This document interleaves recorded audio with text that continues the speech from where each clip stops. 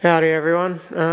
If you've only just tuned in now and missed part one of this video, I had planned on calling this the Volkswagen Start Your Bastard Challenge.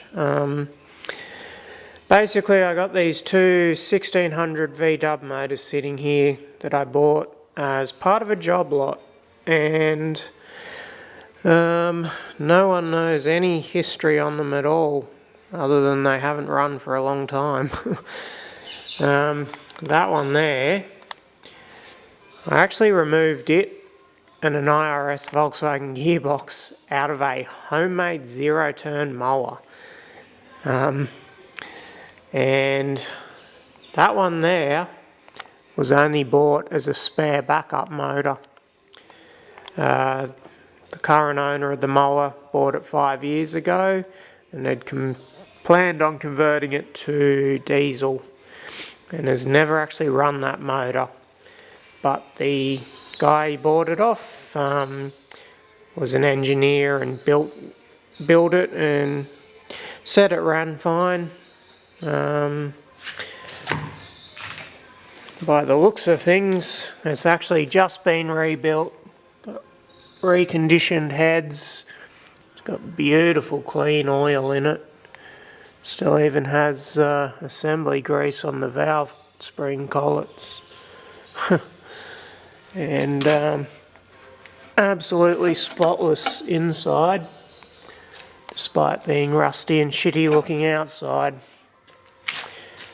But the problem I've got is a couple of friends decided they want to buy them, so they're coming today to pick them up, so I'll do what I can and just see if I can quickly get this one. Here is probably going to be the better one because it's all complete, it's just missing a distributor. This one here's got a remote oil cooler setup which isn't plumbed in, no exhaust on it.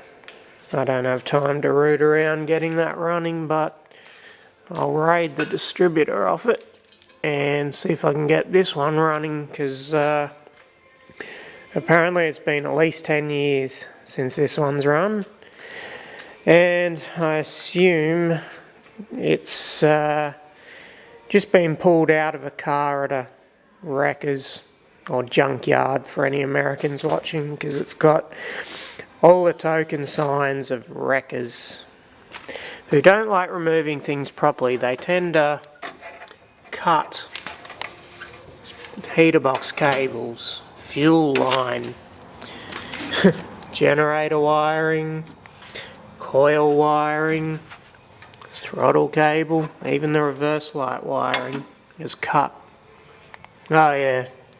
And the breastplate tinware. Why remove it when you can cut it up with pin snips? Awesome. But the only thing I found was it was had been rated for the push rods on this side, so I've just pinched them out of that motor. So I might put some new plugs in it too. 10 years sitting, those ones look pretty old and rusty like the rest of it does. But first thing I'll do is put the distributor in. I'm actually going to make a separate video of that, because as simple as it may be, it blows my mind how often people manage to fuck it up. Get the firing order wrong or the orientation wrong, so first thing I'll do is that. I've actually found a problem with this stock distributor. When I set it in and started setting the timing, every so often it would stop, the rotor would stop spinning. And very common issue with old worn distributors, got a bit of play. And what's happening, it's very hard to see, there's actually a tiny little shim in there.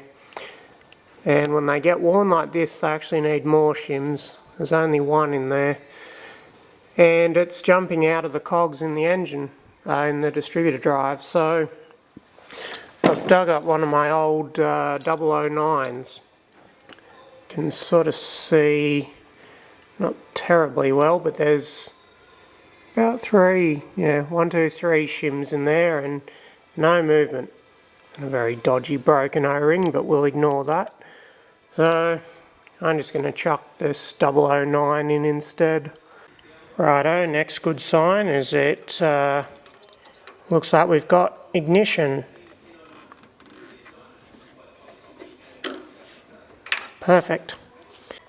I can also hear the solenoid clicking in the carby, and auto choke is nice and warm. So vital signs looking good. Well, I did make one disturbing discovery. I went to fit the new spark plugs, and 2 of the spark plugs in it are actually pretty well stripped and seized into the heads. 2 did come out, but the threads are all pretty fucked, which is pretty common on these Volkswagen motors. But they're all in there still pretty tight, so I'm not going to let that stand in the way of a good experiment. Nothing like working outdoors, so I brought it outside on my trusty mobile workbench. Well, I put one of my spare coils on it. It still had the original VW Bosch Australia coil on it, which is probably 40 years old, and I don't have a lot of faith in it, especially with how rusty and crusty the rest of the motor is. But so all I've got to do now, I've got a makeshift oil light there.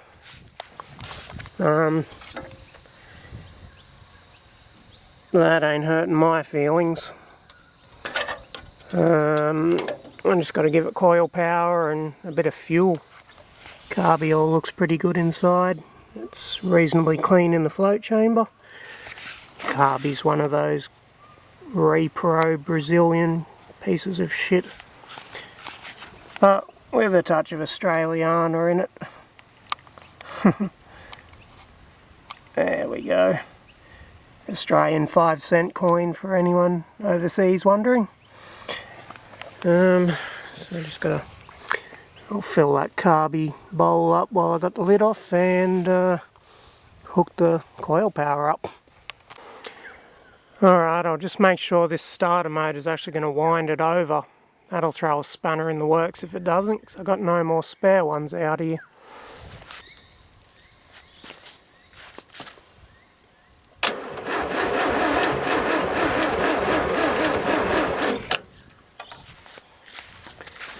Yeah, might need a bit of power from support team Sami. This could be interesting. Not a lot of faith in Volkswagen braided earth cables, so I'll just try a better earth on the engine mounting bolt and see what happens.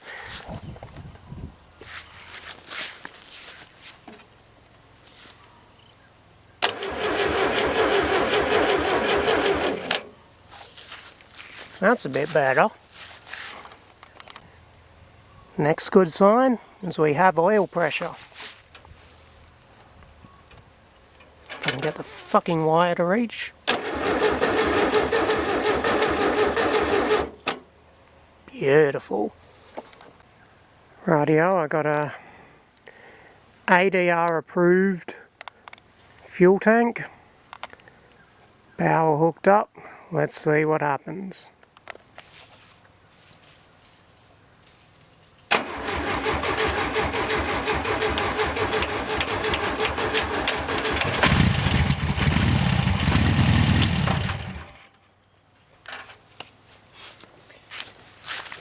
Well, that was just my earth cable jumping off. Take 2.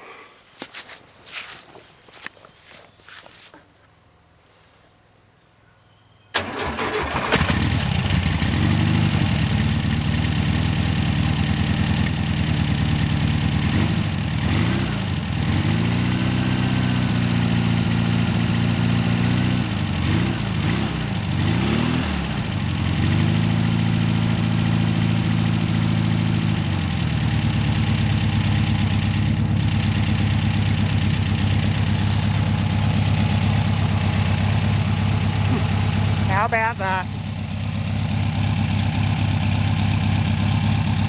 Gotta love them.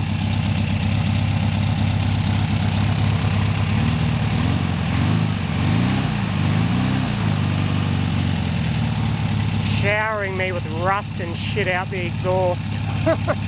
Bloody.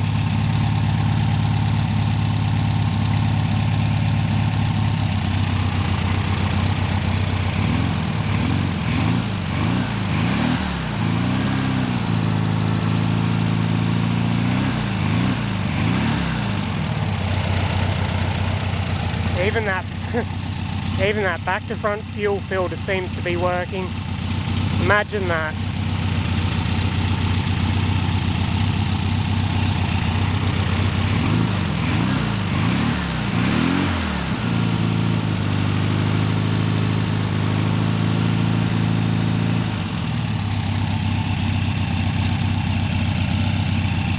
Yeah. Gotta love the old Volksy motors.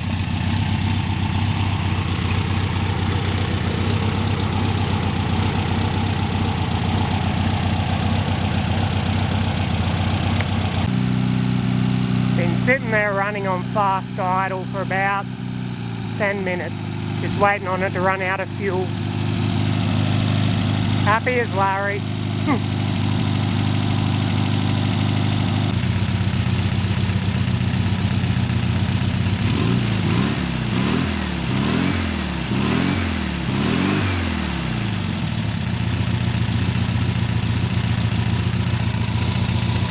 Almost out of fuel.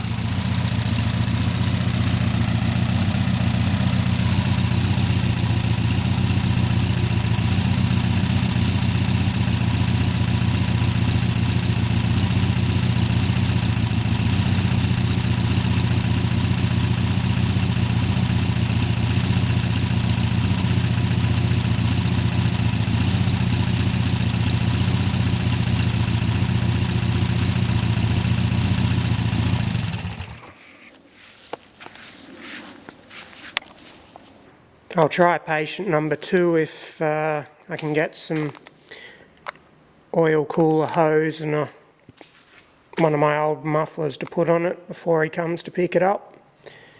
And this one I'm positive will run. It's freshly rebuilt and was used in the mower only a few years ago. About 5 years ago it was last running apparently. It's got excellent compression in it. So I've got good hopes for this one.